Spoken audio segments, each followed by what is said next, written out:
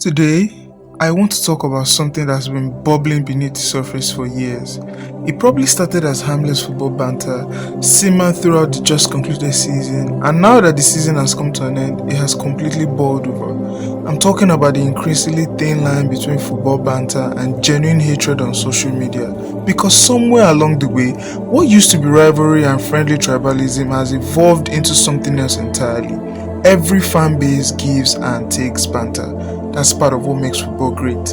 But lately, we've reached a point where people are less interested in discussing football and more interested in pushing narratives, moving goalposts, and finding new reasons to discredit clubs, players, and fan bases they don't like. I find that pretty shameless. And for today's discussion, Arsenal are the perfect case study. Not because Arsenal are victims, far from it. Arsenal fans give banter just as much as they receive it. That's football, that's how it should be, that's how it's always been.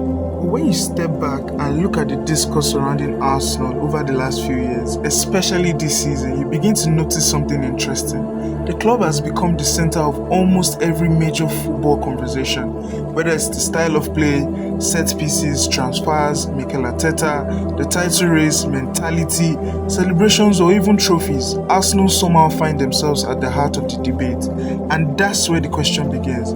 At what point does banter stop being banter? At what point does rivalry become obsession?